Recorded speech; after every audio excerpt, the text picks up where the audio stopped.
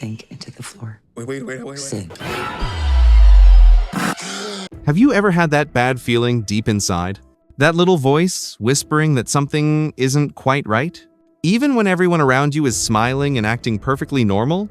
Imagine that feeling made 1,000 times worse, where every polite action feels like a mask and every friendly word seems to hide a scary secret. It's a feeling that can make you really scared, and it's exactly where our story begins today. Hey everyone, and a big welcome back to the channel. I am so excited because today we're looking deep inside a film that amazed everyone. A movie that's as scary as it is makes you think a lot. Jordan Peele's incredible first movie he directed, Get Out.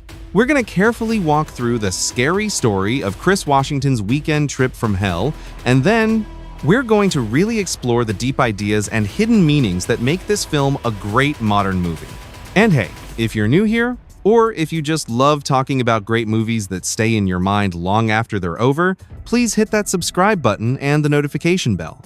We have a real community here talking about these great movies. The story starts with Chris Washington, a talented black photographer from the city. He seemed like an artist, thoughtful and good at noticing things, the kind of guy whose eyes see everything. He's about to take a pretty big step with his white girlfriend, Rose Armitage.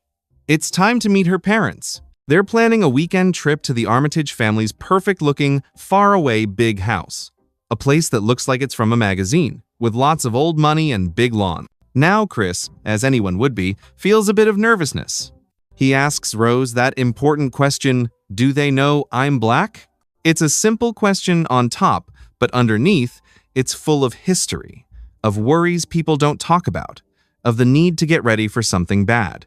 Rose, who seems so sweet, laughs it off in an almost too perfect easy way, telling him not to worry at all.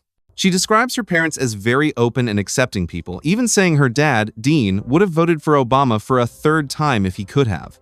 You know the type, right? The kind of strong statement that, for some of us, can actually make you feel a bit worried instead of comfortable. It's moments like these, so small but full of meaning, where the film so cleverly starts to build its slow, growing fear. So, they drive out of the city. It's mostly nice, the kind of easy chat you have with someone you like. But then, out of nowhere, bam, they hit a deer. It's a shocking, rough moment. The deer lies there, dying, and Chris is clearly upset, bothered by the animal's pain and how helpless it is. Rose, though, is strangely, almost creepily, not bothered by it at all. Her reaction, or how she didn't react, is a tiny crack you could hardly see in her pretend act of being a supportive girlfriend. Keep that deer in mind, folks. It's one of those details that comes up again later, a thing that stands for an innocent life meeting a bad end. They finally get to the grand, but very far away, Armitage house. It's fancy, but also has that creepy feeling, like it was far from everything. Rose's parents, Dean, a brain doctor with a too friendly, almost pretending to be happy and friendly way about him, and Missy, a mind doctor with a creepily calm and sharp look, welcomed Chris with wide smiles and hugs that were a bit too much. Rose's younger brother, Jeremy, a tall and clearly aggressive young man, also shows up. His talks with Chris are right away full of awkward, difficult feelings underneath. From his weird comments about Chris's body to his creepy, strong stare. It's just weird. Everything is just a little too perfect, a little too welcoming, and you can feel Chris trying to handle this strange new place, trying to be polite while he probably felt something was very wrong. Almost right away, from the moment he steps inside, Chris starts noticing other strange things that didn't fit in the perfect Armitage world. The family has 2 black people working for them. Walter, the groundskeeper, who has this strange habit of sprinting really fast across the lawn at night, and Georgina, the housekeeper, who seems to always be about to cry, her smile painfully forced, her eyes holding a deep, sad look you couldn't understand.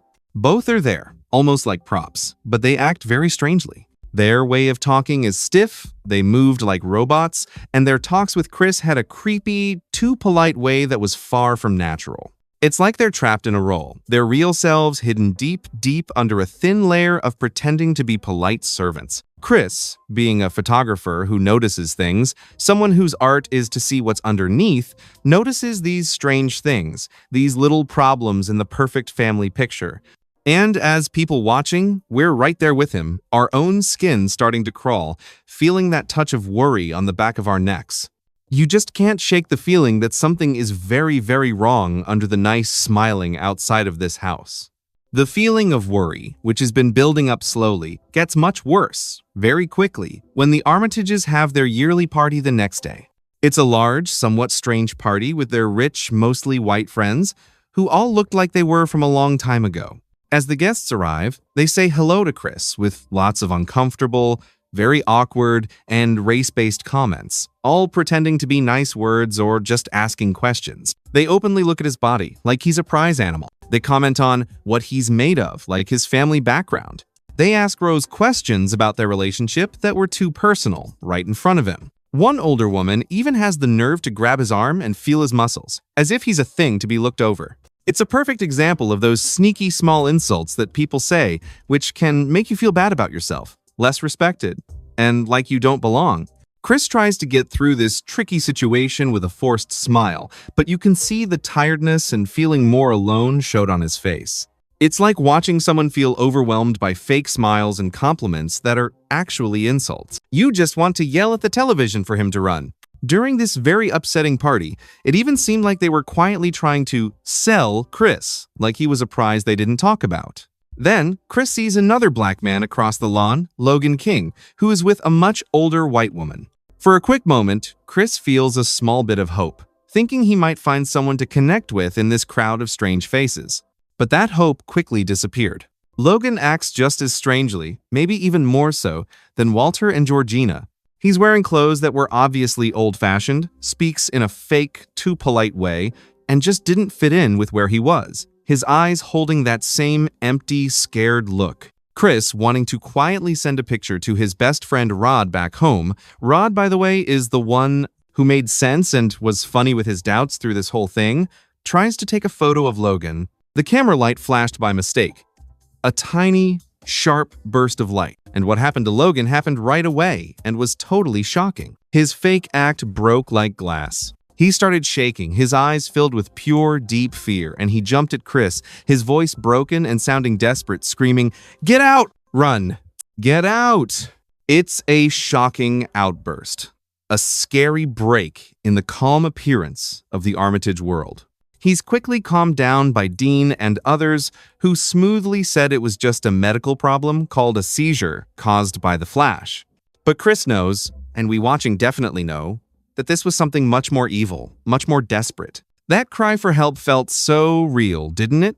Like the last breath of someone drowning, a warning from someone who knows the horrible truth of this place. Feeling very disturbed, his worry now turning into real fear after Logan's outburst and all the weird things added up over the weekend, Chris tells Rose his worries that night. He tells her, straight out, he wants to leave. He needs to get out. He's had enough. Rose, seeming to be on his side, appears to understand and support him. She agrees that things are strange, that her family is being weird, and that they should go. This gives a small moment of hope that seemed so close, a light at the end of the tunnel. But sadly, it didn't last long. Earlier in the visit, Missy, Rose's mind doctor mother, had learned about Chris's smoking habit and, when he shared something personal, his deep, long-lasting guilt over his own mother's death years ago, she was killed in a hit and run, and he felt bad because he felt he couldn't do anything. Missy, with her creepily calm voice, offered to help him quit smoking using hypnosis. He'd been unsure, not trusting her questions that dug deep and her strong stare. But later, during a quiet moment when he feels trapped and maybe a little desperate for something to hold on to, she gets him alone. She uses that famous teacup and a silver spoon, stirring it gently, over and over, her voice calm and like a spell. Even though he was fighting it on the inside, even though every warning bell was going off, Chris finds himself sinking, falling into a scary, dark place she chillingly calls the Sunken Place. In this horrible mind prison, he can see the world through his own eyes. But it's like looking at a tiny, far-off screen. He can hear, but he's completely stuck, unable to speak, unable to move, unable to control his own body. It's a very clear and deeply upsetting picture of his feeling like he had no power at all, of the sneaky way they were crushing who he was and what he wanted to say. You feel that pure terror, That horrible loss of his ability to control himself right there with him, trapped in the dark. His worry now at its highest, his trust in this place completely gone, especially after what happened with Logan and the scary experience of the Sunken Place. Chris starts trying really hard to find answers, to find a way out. He finds a phone that didn't work in the closet, another warning sign, and quietly uses it to send that picture of Logan to his best friend Rod. Rod, with his smart TSA way of thinking, is already very suspicious and starts doing his own very important but funny detective work. While looking for his phone charger in Rose's room, an act that seemed harmless, Chris finds a plain wooden box hidden in her closet. He opens it, and what he finds inside is the shocking moment where everything changed for the movie. The moment the horrible puzzle all made sense. Inside are many photographs. Rose, smiling that same sweet smile, arm in arm, with many other black men.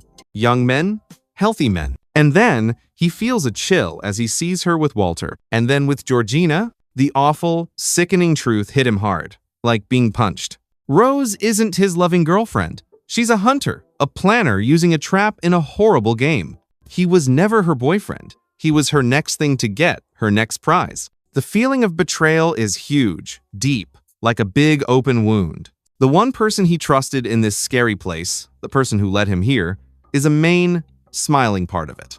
Can you even imagine that kind of deep betrayal that crushed his spirit? As Chris, now fully knowing the danger of being killed he's in, tries very hard to get his things and leave, the Armitages drop their act of being friendly. The trap is set in a scary, quick way. Dean, in a disturbingly casual, almost friendly-seeming way, sits Chris down in that scary leather armchair and, with a horrible kind of pride, explains the horrible family tradition. They are part of a strange, secret group that was like a cult who do a horrible kind of body switching. They kidnap young, healthy black people, chosen for the good things about them, and through a surgery created by Rose's grandfather, they put the brains, or parts of the brains, keeping the person's mind alive, of their rich, aging white friends into these kidnapped bodies. The person's mind isn't wiped out, but is sent away to the Sunken Place, always aware, but a helpless person trapped in their own body, like a passenger who can't steer, while someone else controls them. They want Chris for a blind art dealer who really wants Chris's special way of seeing things as a photographer. It's a sickening, messed up way to try to live forever and get better. A horrible plan to pick and choose people, built on the violent taking and complete destroying of black lives, black bodies, black identities. The supposedly open-minded, not racist Armitages are shown to be the planners of the worst, most horrible kind of racism, one that doesn't just treat people badly, but destroys or uses them up. Strapped to that leather chair in the basement, a place that now feels like where bad things are done to people, waiting for the horrible surgery, Chris seems like he has no hope. The television in front of him plays a scratchy, old-fashioned video explaining the body switching in more scary detail, with Rose's grandfather talking, telling him more about his horrible fate. But Chris is a survivor. He's smart. He remembers the stories his mother told him about picking cotton, a small detail you might not think is important from earlier, and he realizes he's been nervously pulling at the threads of the leather chair. He cleverly, with all his might, uses the cotton stuffing he pulled from the chair's armrest to plug his ears so he can't hear Missy's hypnotic commands from the teacup, that repeated symbol of her tricky mind control. This small act of fighting back, using a thing that stood for past suffering now used to get free, is his first big step towards fighting back. And fight back he does, with a fierceness that came from being terrified and really wanting to live. He manages to stab Dean with the horns of the deer head on the wall. That same deer from the start of the film, a symbol of innocent people hurt, now turned into a weapon for payback. He then beats Jeremy in a rough, desperate fight, and finally faces Missy in her study. She tries one last time with the teacup, but he beats her, breaking her power. What a rush of strong feeling watching him turn things around, fighting for his life against this horrible family. Rose, holding a hunting rifle, her change from loving girlfriend to villain who felt no guilt now complete and very chilling to see, stops him as he tries to escape. She hunts him on the big, dark land with a scary calmness. The chase is on. In a surprising interruption that helped, Georgina, whose real self seemed to briefly, strongly appear, steers the car she's in with Jeremy already beaten by Chris inside, into a tree, an act where she gave herself up to help. Then Walter, also seeming to break free from his control for a key second, grabs the rifle just as Rose is about to shoot Chris. For a scary second, it looks like he might shoot Chris, giving in to what he was forced to do. But then, in another deep, sad moment of breaking free, he shoots Rose in the stomach and then, with a look of great sadness, shoots himself. It's a sad, horrible end for them. These people hurt by the Armitages, but their final actions are ones of strong, meaningful resistance, freeing themselves in the only way they seem to be able to. Chris is left, hurt, bleeding, and very shaken up, standing over a wounded, bleeding Rose. She looks up at him, a strange, almost loving smile to trick him on her face, whispering, "I love you." It's one last, sad try to control him. He starts to choke her, the anger and pain bursting out of him, but then he stops. He can't make himself become like them. Just then, in the distance, flashing blue and red lights appear, cutting through the darkness, coming closer quickly. Our hearts absolutely sink. We, with Chris, get ready for the absolute worst. A black man, a terrible mess, the police arriving. It's a situation that rarely, if ever, ends well in real life or in movies. You could almost feel the fear, but the car door opens and it's Rod, his loyal, funny, and very smart best friend. Rod TSA Williams, who, using his smarts from the street, his TSA mind, and the upsetting information Chris had managed to send him, had figured out enough to come looking for him, driving all the way up there. "I told you not to go in that house," Rod says, a line that's both very funny and a big feeling of relief that the audience feels. Chris gets into the car, leaving Rose bleeding and beaten on the road, and they drive away, leaving the scary house behind, but for sure hurt inside and changed forever by the horrible things he went through.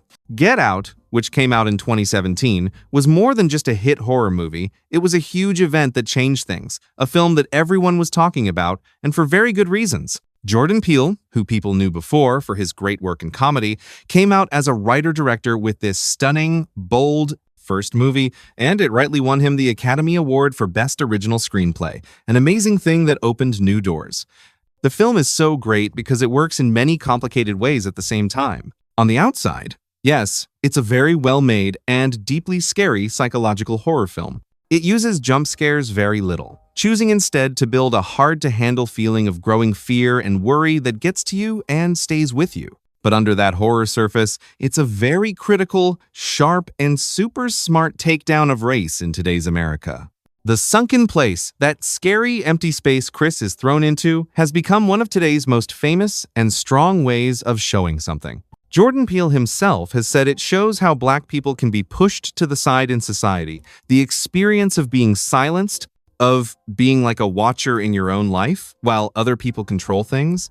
That feeling of screaming while no sound comes out. It's a picture of unfairness built into the way things are and the feeling of being seen but not really heard, of being there but having no power.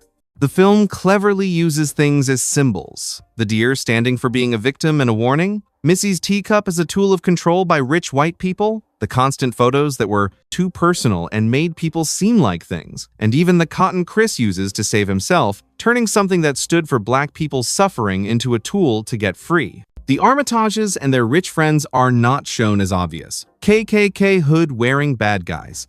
Their evil is much more sneaky, hidden by friendly, polite smiles and nice words about Black culture and Black bodies. They would have voted for Obama a third time, right? This is what makes them so scarily familiar and important today. They don't obviously hate Black people in the old-fashioned way. They are weirdly obsessed with them. They really want them. They see Black bodies as containers for their own wants and messed up search to live forever. Theirs is a racism that wants to use up and control, not just keep people out. Is the film saying that this quieter, everyday, even nice-seeming kind of racism which treats people like things and takes away their humanity can be just as violent and scary? Maybe even more so than obvious hatred? Yes, absolutely. The real smartness here is in how Peele perfectly uses the common ideas and ways of doing things in horror movies. The far-off house, the creepy family, the body-snatching story. To explore these very complicated, uncomfortable, and often unsaid truths about what it's like to be black in an America where some people thought race wasn't a problem anymore. He makes everyone watching face these issues in a way that is also definitely fun and exciting. I'd love to hear what you think about Get Out. What stuck with you the most? Was it the scary parts, the sharp comments about society, or a certain actor or character? Share your thoughts in the comments below. I always love reading what you all think. Thanks for tuning in, and I look forward to exploring another film with you soon.